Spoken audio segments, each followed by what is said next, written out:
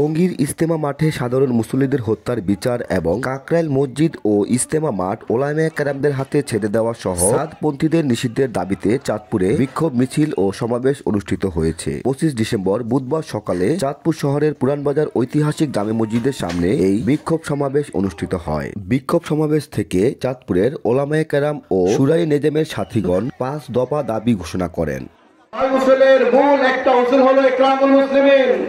মানুষকে সারা জিন্দেগি আমরা দেখেছি মানুষের পিঠ বুলিয়ে, মানুষকে নাস্তা করিয়ে, মানুষকে ভাই বাবা বলে মসজিদের মধ্যে নিয়ে নিয়ে দ্বীনের দিকে তাদেরকে আহ্বান করা হয়। বলেন ঠিক না বেঠে?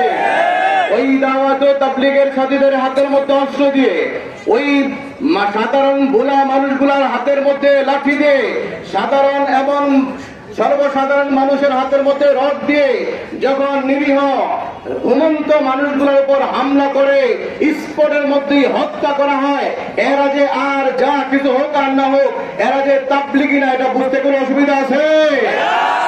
জুবাইরপন্থী না, আমরা আলোই সুরাই লোক, আমার সুরাই নেতা বেরোলো, একজন সাতপন্থী আর একটা সুরাই নেতা, মনে রাখবেন।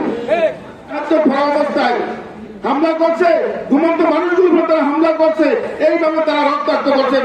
আমরা আশা করবো চিরস্থায়ী ভাবে পুরানবাজার মসজিদের কাজ বন্ধ থাকবে। বাসের নোটে গণশীল মহিলা চেষ্টা করবে, ইনশাআল্লাহ পারবে না তারা।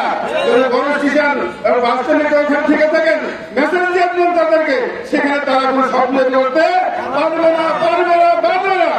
দাওয়াত ও তাবলীগের সেই প্রেক্ষাপট পরিবর্তন করে একটা দল বের হয়ে, মূল ধারা থেকে বের হয়ে আজকে আলেম ওলামাদের বিদ্বেষী বানানোর চেষ্টা চলছে।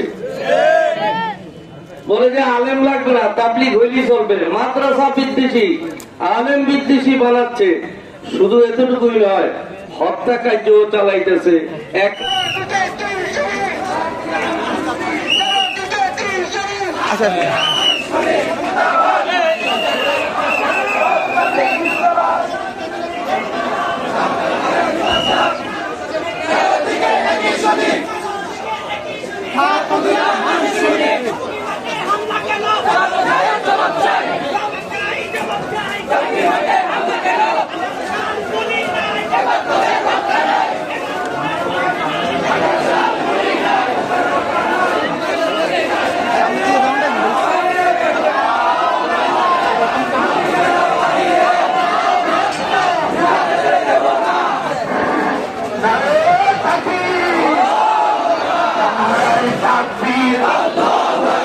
জিন্দাবাদ, জিন্দাবাদ।